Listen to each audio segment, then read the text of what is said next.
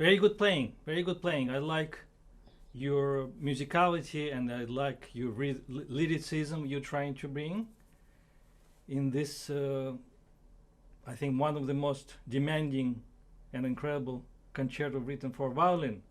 And surprisingly, it's hard to believe these days, but during the Beethoven time, this concerto practically was not performed. It was not received very well for some different reasons, and only later, I think, much later, because of Joachim, who was a very important figure in the violin world, especially with his collaboration with Brahms. So only when Joachim performed this concerto, I think in the 1840s sometime, it became more popular. But of course, it's one of the greatest pieces. And for us violinists, I think it's a great challenge how to make all those runs, how to make simple passages, arpeggios and scales sound a little bit more than just the technical ornaments, you know. And you started playing after at least 5 minutes of the tutti of the orchestra. It's not even tutti; it's like a symphony, and then violin comes. And I have to tell you that I performed this concerto many times, and this is quite challenging to wait for this entrance after you stand on the stage for quite a very long time, and then you have to join. Actually, I found very helpful to mentally be with the orchestra and play. When cello start playing the tune, the main theme, you start playing with them, or actually when they have this secondary voices which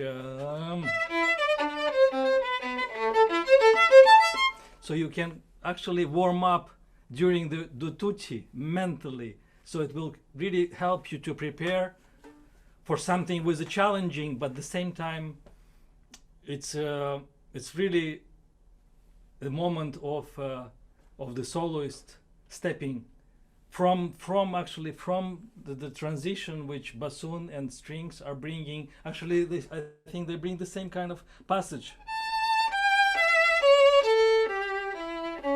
Then soloist. So basically the same line, but the difference of this tutti is preparing you for something you can already start in the sense that you are on a spotlight. Yeah. And what I really miss in your interpretation so far, it's very sweet, and it's very nice, it's very musical.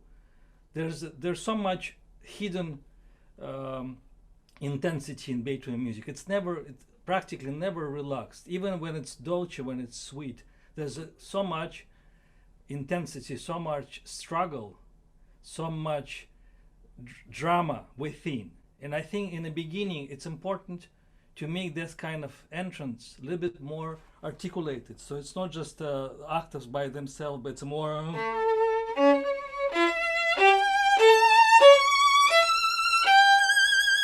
and each octave, actually, it's a step. I felt more like you're playing like bunch of the octaves. I think it's really, you have to climb, and it's a cadenza, you're by yourself, so it depends on your individual sense of proportion and taste, how much time you can come in on time, or you can really create your own timing, whatever orchestra played before.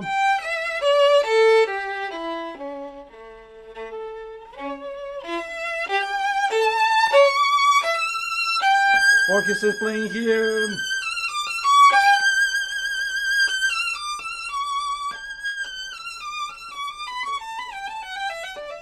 I salute you on trying to play original bowings, very long bows. Yeah. Wonderful. But again, it's not just a technical challenge. We can separate, it's a matter of our decision, sustaining the long line, but not for the sake or playing all the notes on one bow.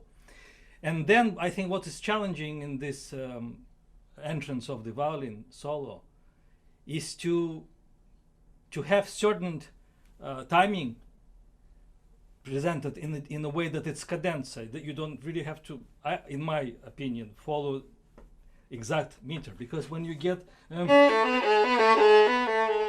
it's It's time.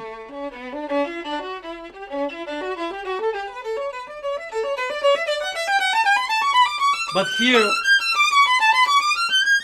pam, pam. So in that bar, when you reach, this is should be, I think, already in the tempo, which orchestra and conductor will continue like they played before.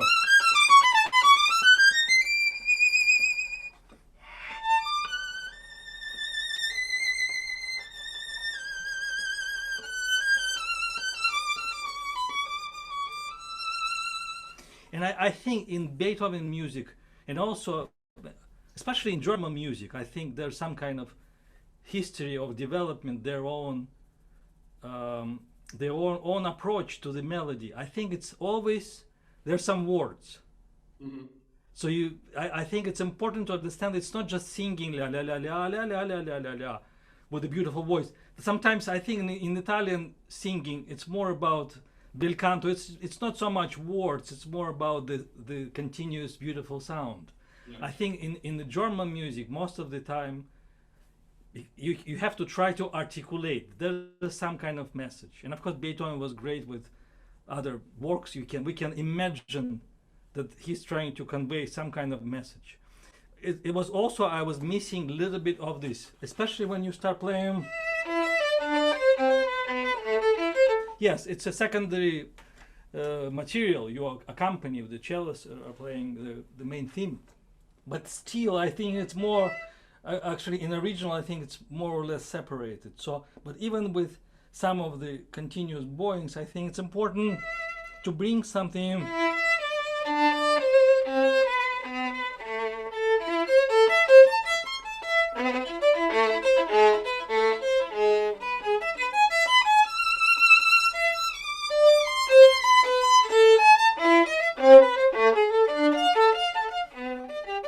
Of course, our interpretation is depending on what the orchestra is doing, but there's always room, because when orchestra playing you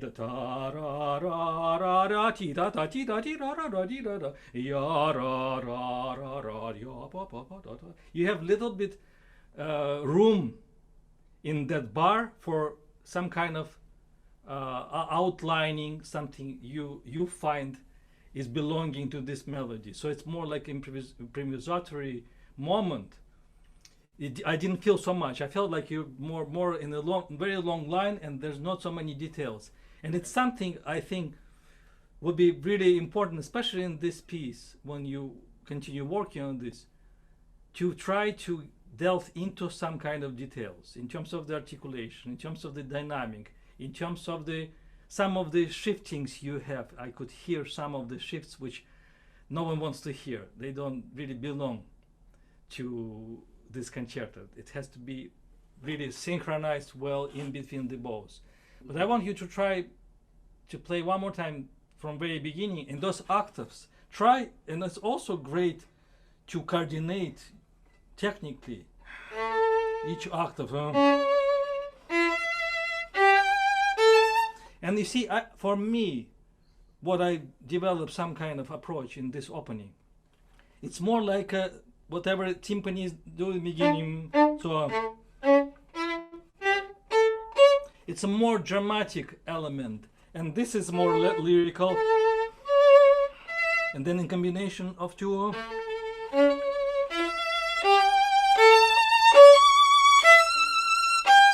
Because we cannot really make much development just in a long note, but this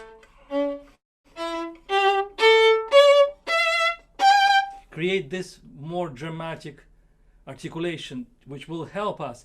And technically, actually, it also helps with the octaves. So can you try right away? You can take your time and play in the tempo when you can actually do something while you play. So we don't have to repeat, and repeat.